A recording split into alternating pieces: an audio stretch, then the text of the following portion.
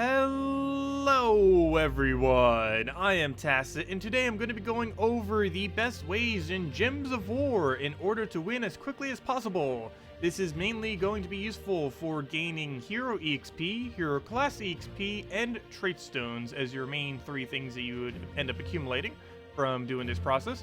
You may have noticed that as of recently, for probably the last several months, I haven't really bothered doing much with mostly class events, basically just doing the free battles, and that is mainly because you could easily win about 3 to 4 times per minute. So I'm going to be showing those various teams that are capable of doing that. So let's just go into any Explore and just start with this. There are two main game modes where you generally want to be going for winning as quickly as possible. That includes Explore and Challenges. Explore does have a better drop rate for higher rarity Traitstones. It's the only location in the game that does.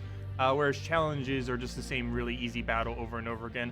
Both are very effective, though if you had to choose one over the other, Explore is normally a little bit better just because of the better Traitstones and that you're getting a little bit of gold every single time as well. So we're going to be showing 3 teams for various things that you can be using for all of this. We'll be starting with the basic of the Explore team, starting with a Sunbird, Imperial Jewel, Firebomb, and Forest Guardian. If you do not have Forest Guardian, you can end up putting in a second Firebomb, a Leprechaun, or you can end up going with a Rowan there and put it where Hero is in order to use it as a second damage source. Depending on where you are in the game and what your stats are looking like, you may not have enough ability or enough stats to actually be able to one-shot basically like that. And you might end up needing a second damage source cast, which is either Sunbird twice, 2 Firebombs to make sure that they hit the down, or just having a Rowan as a backup.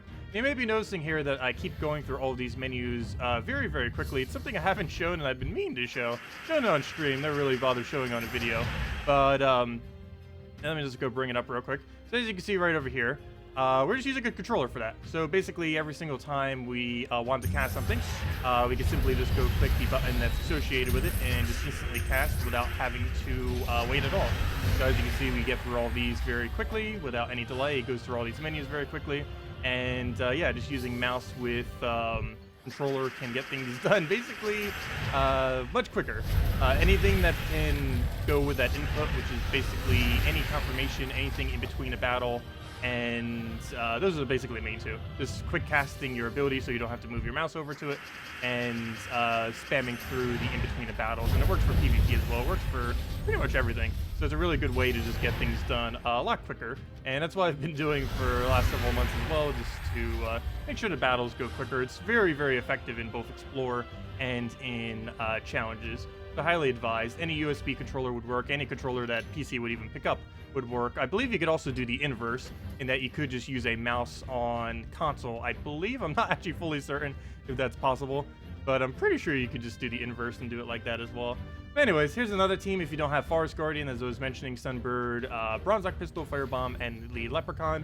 Your weapon doesn't really matter for the most part unless you need the extra damage that kicks things off. In this particular instance, we'll have the pistol, which is really good at doing single target damage whenever we need it. So we can just throw a single shot down for another single shot down and basically just go from there if we really have to at any given moment with it. So we'll take that out.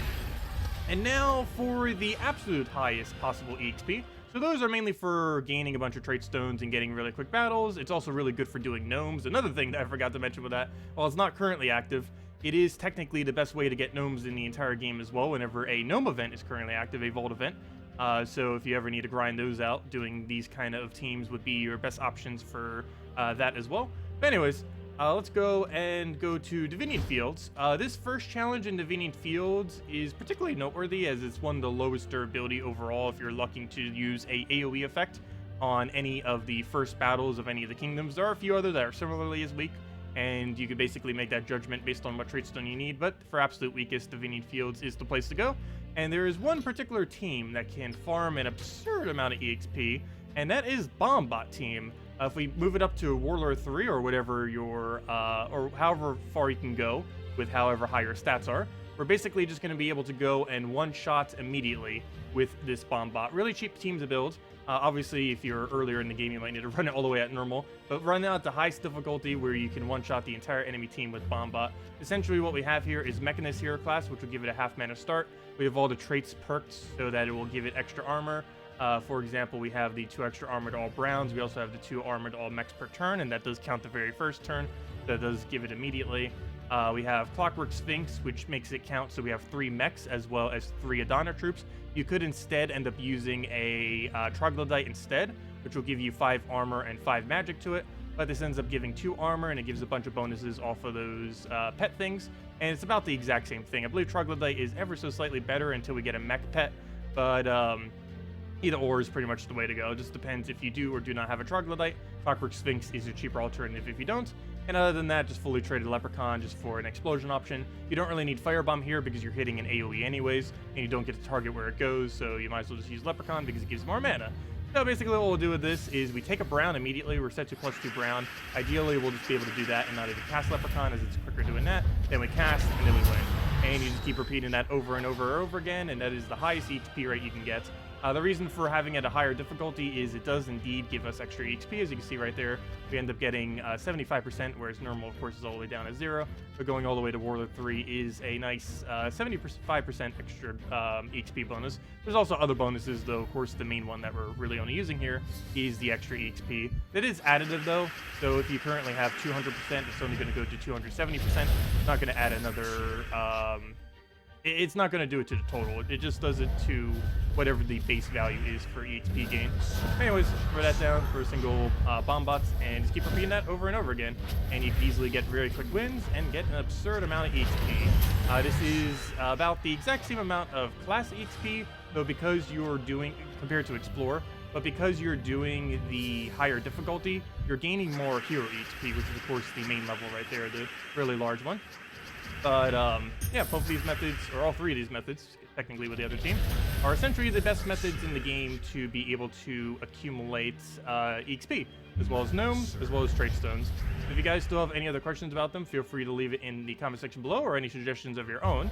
There are a few different variants that you can end up building of them. The basic premise of all of these, of course, is just to be able to win as quickly as possible with whatever you're going to do, which normally insists of some kind of really big split damage or some kind of really big AoE damage by feeding it with a lot of mana, basically instantly with empowered troops. That's essentially the premise of every single quick team that ever exists, and they're almost always centered around exploring challenges because they're the most consistently easy battles within the game. It's also why they only give 1 EXP, unfortunately, instead of 2, but they win so quickly that it's worth it overall for gaining the EXP.